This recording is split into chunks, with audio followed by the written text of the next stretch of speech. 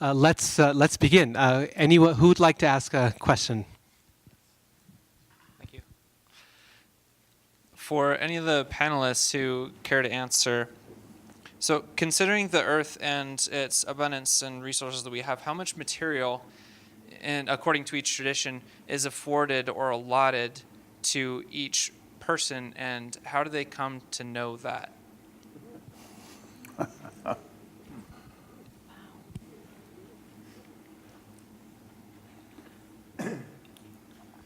I've heard that John D. Rockefeller once was asked how much money is enough. And his response was just a little bit more. So if I can take a similar philosophical bent, I would say how much should we have? I would say at least just a little bit less. So I think part of it, again, it's kind of an individual choice. I mean, even as Americans, if we were to speak with people living in Tibet and Nepal, a lot of parts of the world, they would say, how dare you sit and talk about environmentalism? Look at what you're doing just sitting in, even in our green rooms, what are we consuming compared to other people in the world? But I think at least one step is to be conscious of it and to really think, can I step back? Do I need more? How can I get by with less? And Jesus didn't offer any formula. But your question makes me think of the story of the rich man and his barns, and he filled them up and he had to build bigger barns, and Jesus was poking fun at him and saying, you're really missing the point. And your comment, I think you were the one who said we're just passing through. I think Jesus would be on board with that. So the idea is to live lightly and not amass for the sake of amassing. Whatever you personally consider is enough, let that be enough. I think I thought we needed big spaces in which to live. And as a 40-something-year-old, my wife and I, our family built a large home. And it was lovely. It was beautiful. And but we found that we grew weary managing our abundance. We live in smaller spaces now, and we have everything we need, and we're just as happy. I'm not sure, had I not been called by the church to live in smaller places initially in Africa, I'm not sure I'd have done that, but I found it's very rewarding and liberating to downsize and to get rid of a lot of the clutter of your life.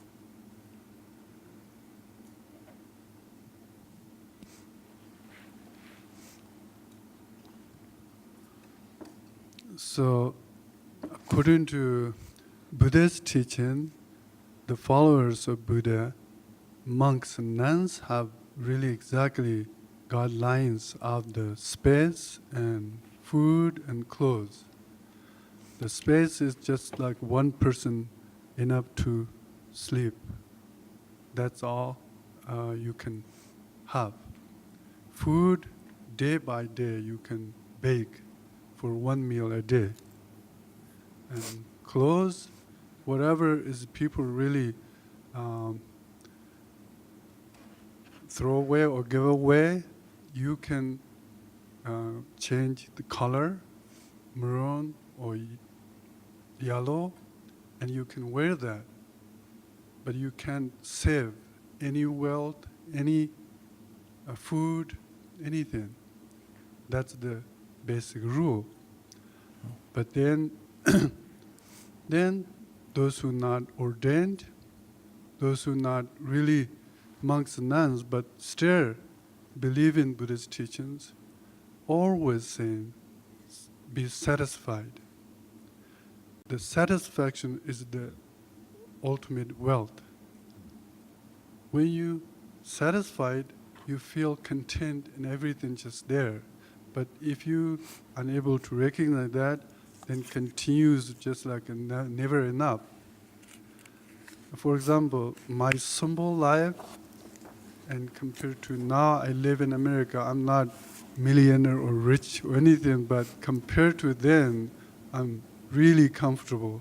But more and more I wish comfortable. And kind of go back to Tibet is sometimes difficult to find a clean bathroom or take shower or something like it. Then I have to remember the way of life and helps. Sometimes simple life and then kind of like a luxurious life, then you can appreciate both sides. Only just luxurious, you never know the simple way of life. And then when you have to be simple, you suffer. And then you had experience in simple life, and then you're able to live in kind of comfortable, you also more appreciate.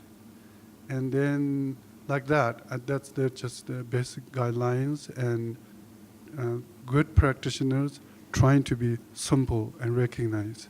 Thank you. Other questions? Dr. Richard Sherlock.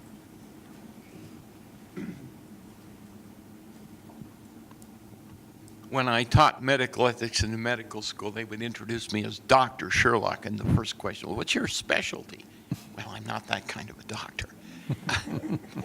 But, Reverend Springer, I would like to challenge you for buying into a widely discredited thesis that Christianity is somehow the basis or one of the key bases of our environmental crisis. That was broached in 1967 by Lynn White in one of the most famous articles and one of the wrongest articles in the whole field of religion and environment. It's been widely debunked. Christianity has, in a way, been cherished nature, and those who buy into that then think that Christianity gave rise to modern technology, which destroys nature. But without technology, you wouldn't have solar panels. Without technology, Elder Snow wouldn't have a Prius to come up here with. So I think that whole thesis that Christianity is somehow an environmental villain is just wrong on the facts. And so let me clarify. I think my point is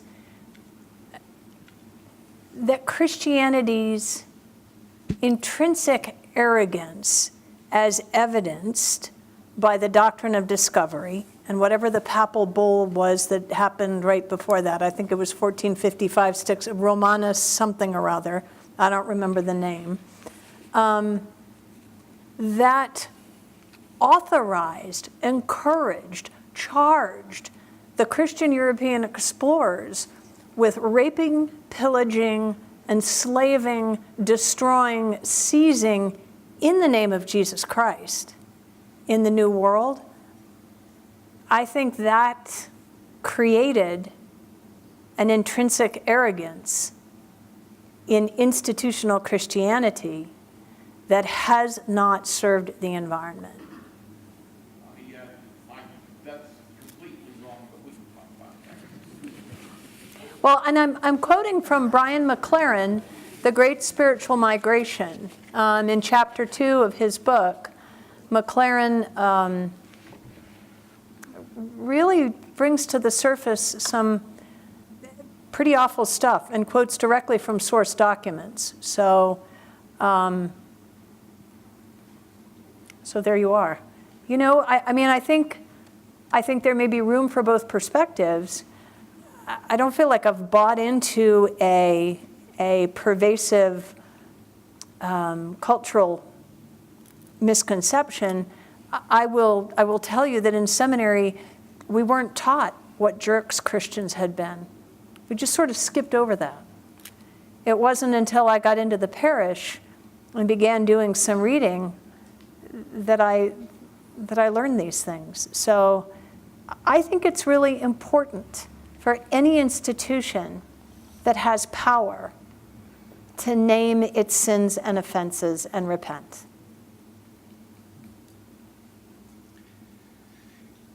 Other questions, comments? The discussion is just starting to get good. So keep this going. Yes.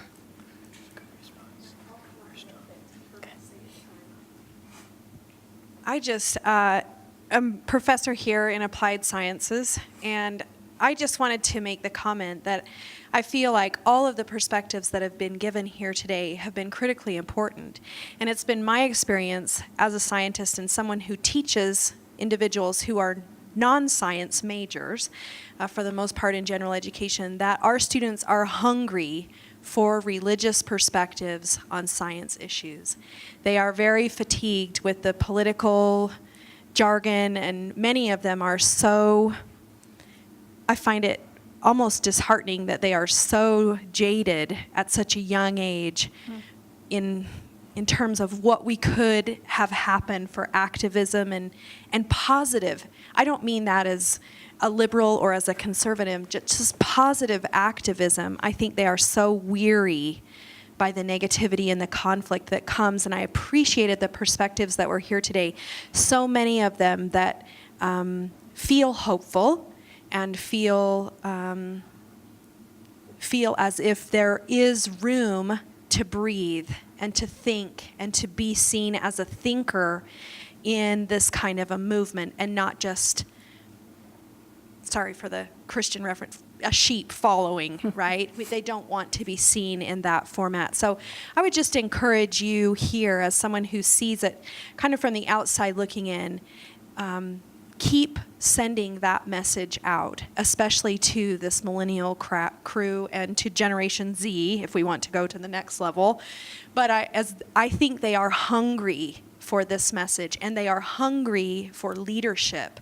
They are looking for leaders who will speak and give them hope that there can be a solution, and that solution involves thinking, critical thinking. It involves activism. It involves individual choice and their own freedom to act and think for themselves. So appreciated this conference today. Really enjoyed it.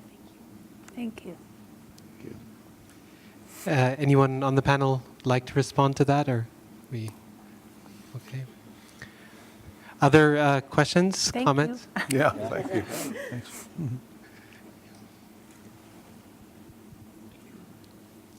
For Elder Snow, the Utah state motto is industry, and I think that played a part in the expansion of the colonies here in Utah, Arizona, Idaho, Mexico, Canada. So what's the difference between, can you help me understand what the difference is between industry as understood by the church and perhaps envisaged by Brigham Young, and say consumerism, materialism, or industrialism? Well, I think in the context of the 19th century when they arrived here, and I just have wondered what that must have been like to come 1,200 miles with a wagon full of supplies that had to sustain you for 1,200 miles. Then you had to have the tools and seeds and everything else to start a new life. And it was a survival mentality for several decades after they arrived. And so any kind of sustainable industry that would help them keep their stake planted here in the West was important to them at the time. I think times obviously have changed, although we still, as a state of Utah I'm talking about now, value growth and value industry that comes in. I think there's a balance there that a lot of good people are working on to try to find out where that, how we can sustain the kind of growth this state is receiving, especially along the Wasatch Front. So I think it's a different time. It's been a lot of years since they arrived here in these valleys, and seriously, it was just about survival. So any kind of successful industry was a big deal, and most of them failed. If you read about the history of their efforts, most of those industrial efforts The iron in Cedar City, it was marginally successful, but finally failed. And it's, the sugar business finally failed. So many of those efforts, most of those efforts failed. Some were successful. So I have a question for the panelists. I mean, listening today to both panels, actually, there were a lot of themes that came up in each of the four traditions, with some persons talking about how the world is in some sense an illusion we're passing through, others about the reality of change and how it's always temporary and a place of suffering, yet others talking about how the world is going to end anyway, and in the new world, God is going to clean everything up and renew it in a pristine way. Given that we have these elements in our theologies of various traditions, how would you, as representatives of your tradition, as members and participants and leaders, how do you address those theological matters that either devalue the world or say that it's not our responsibility because God can and will take care of it anyway, and He's the only person who could really do it? I'll jump in. I don't know if I can answer the entire question, but what comes to mind is in the Greek Christian tradition, there is a theological strain or a strain of thought that it's the left behind thinking, that we're going to be swept up. And this is not something that my denomination subscribes to, but it is a Christian teaching in some quarters, that will be swept up into heaven, and the rapture will take us to a better place, and we will leave all of this broken world behind. When in fact, it is the redemption not only of humanity and the resurrection not only of humanity, but of this broken world. And Dr. Barker, you spoke to this in your comments in the book of Revelation.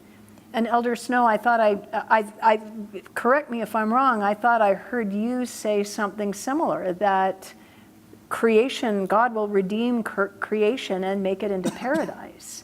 This creation, not some creation floating on clouds in the sky. Heaven will be here.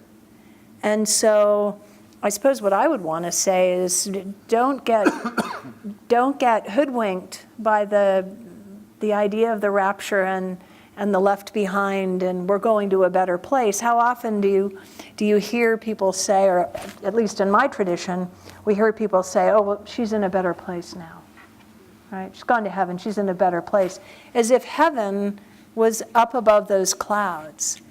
And that is really counter to what Scripture says, that this is the world that will be redeemed. I think it's kind of bratty, actually, to say, oh, well, God can do anything, so God can clean up our mess. I mean, what would you do to a small child that acted like that? You'd have a conversation with them. So I don't think it's any different. I don't know if that really answered your question, but No, it got does. there. Because the second part of it, well, why are human beings not divested of responsibility if God is all-powerful and He will take care of this creation, make it into a wonderful place? And I think you answered that by saying that that would be highly irresponsible and immoral of ourselves. kind of passive-aggressive. I think, too, excuse me, go ahead. You spoke first. I think I agree with that. That we believe this earth will be restored in our faith tradition, be to its paradisical glory. It's one of our tenets of our faith and the articles of faith. But when is that going to be? We don't know. And I really want a nice place for my grandkids. I don't want to leave them a mess. And my great-grandkids, I'd really like them to enjoy this earth, and I'd like to take good care of it, because there's other generations that are coming after me, I hope. I know at least 2 have. And I'd like them to have a really good place to enjoy this world. The Hindu, and speaking as a Vaishnav Hindu, tradition has a very different cosmology and sense of time, in that not just Earth, but the entire universe is understood to be a place filled with living beings, and that the universe itself exists for billions and billions and billions of years, which is all considered to be a flash in time from the Vedic perspective. And you mentioned in your first comments about the importance of intention. So my tradition would very much understand that as the key element. An example comes to my mind. Our teachers sometimes give the example of if you have a knife and someone asks you, is if you put a sharp knife on the table, is this good or is it bad? Completely depends on my intention and how I interact with it. If I pick up the sharp knife and begin slashing people in the audience, well, obviously that's become evil. But if you're the other kind of doctor and I pick up the same knife, I can use it to save lives. So that my tradition would speak, the whole world is like that, that actually it's created by God specifically for 2 purposes. Again, it's a different theological perspective, although ultimately the goal is the same. That the individual souls are with the supreme all-attractive person called Krishna. Now he has many, many names. Yahweh, Jehovah, etc. We would accept also names of God. But the individual souls are with God. We have our free will, similar to the Eden story. We chose to separate ourselves from God. So this whole world has 2 purposes. One is to let us kind of play separate from God as long as we choose to. And we can kind of think we're the boss, as I mentioned. We can think it's my house and my car and we can live in that state of mind. We can even misuse it. We have that free will. So we're here. It's kind of like a playground for us, and at the same time, it's the opportunity for us to use an expression for my generation, become burnout, which is like something's not working here. I'm getting all the money, all the guys or all the girls, all the fame, all the power that people seem to crave generally, but it's just not enough. What's missing? And at that point, that's an impetus for the spiritual urge. Is there something else?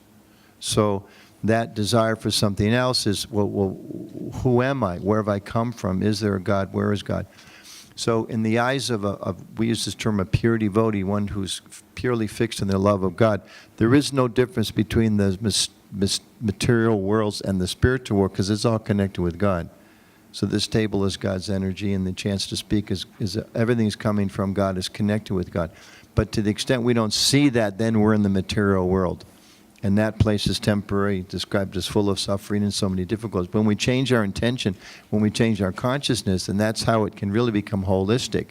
And I think that gets to your question. So I can go through this life knowing, we would say that we have a different concept of resurrection, that the soul is eternal, but the body's kind of like a car. I had a little boy's body, it's gone. I had a teenager body, it's gone. I'm still in my 30s, but someday I'll be older than that. But all those bodies will change. But myself, the consciousness stays, and as we were describing the idea of reincarnation, we can go on to another body. But if I awaken my desire just to be with God, then that's the end of the cycle of material bodies, and then I attain a spiritual realm and a spiritual body. So that's our understanding, but it ultimately boils down to intention. I was kind of thinking, like, it's a great question, but I have the wrong tradition to answer your question, so I had to go off on maybe a different tangent there. So here this world seen as illusory, like magic, or kind of existed as what we feel. All those, according to Buddhist philosophy, explains. But like there's some religions, God's creation, and Buddhist teachings saying this is a creation of karma. Karma created, collective karma or individual karma. Individual karma. Just the name and God, and name of God and the name of karma is different, kind of like a different terminology, but the way of thinking almost same for me. I never learned other religions detail anything, but because Buddhist karma is create when you work with ordinary mind. Ordinary mind is create karma or not. Karma can be create positive karma or negative karma. Both depend on object. Without object, there is no creation of karma. With object, then because of the, just this afternoon I said there is many categories of thoughts. Can be negative, can be positive. But in this case, negative karma create from those three, hatred and jealousy, hatred and attachment and ignorance. Everything comes from really ignorance. So therefore, when you based on those three and then object, then create karma. And that create karma is not depend on clean up the whatever creation is, not depend on Buddha, not depend on Bodhisattva, but depend on individual's mind, individual's intention. And also Buddha taught, because of those three persons, possibility to create negative karma and making mistakes. But there is one quality, there is 100% also you able to clean up and fix up. There is also a method involved with that. And then another thing, in Tibet, before everything's really, the environment is so clean. But then, because of modern way of life, and changed, last 15 years, almost completely ruined. Rivers, lakes, everything. Then, Buddhist teachers from Holiness and Holiness Karmapa and great teachers kind of stand up and speak and work with the people. When they do that, very effective and powerful than the government, because the people of Tibet is religious people, they believe something. They believe maybe the presentations of Buddha's teachings or maybe the native beliefs. Either way, they can relate and they understand. And last 10 years, big difference, just like if they continue like that, there is a possibility to recover and protecting. In order to make difference, really we need powerful people. They recognize this problem and stand up. Or rich people recognize that and put a lot of money. Or faith groups come together and really go in different directions in different countries, really encourage, inspired. And then there is a possibility, many ways, but not just only one way. I think it is. So. Thank you. We have time for just one more question. If anyone has a final question, we can take that. Okay, here's the ultimate question.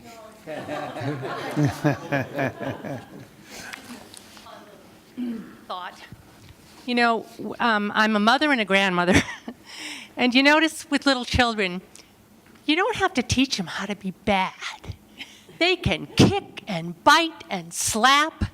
You know, the challenge is for us to teach them how to be gentle and life-giving and thoughtful. And I think as we grow up, we get a little better at it. We don't go around kicking people and having a tantrum by the candy aisle in the store.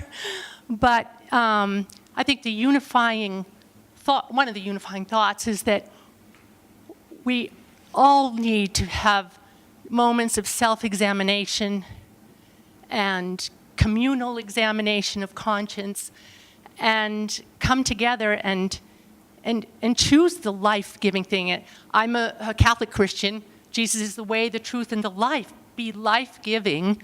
And I mean, a big example is corruption of the papacy. There have been some awful popes. And any pope that signed a bull that says it's okay to rape and pillage was sinning. And somehow, in my belief, by the power of the Holy Spirit, the church survived. So, I mean, we have, in my belief, in my tradition, we have the imprint of God in us. And this is a lifelong struggle to be contemplative and prayerful and look in your own personal life and your own relations and then out into the world. So. Great. You've got a panelist ready to go for the next God and Smog event. Well, I think on that note of building community, I think you did a great job of wrapping our session up here. I can just say that this is indeed very much the start, very much the beginning. As you know, we don't have everyone represented here in terms of who could be here. And we want this to be an ongoing thing so that we can have more voices and more traditions, but also more sectors of our society, business and politics and agriculture, all part of this conversation. So this is definitely not the last word. This is just barely a beginning in this, what we hope will be an ongoing discussion. I mean, think about it like this.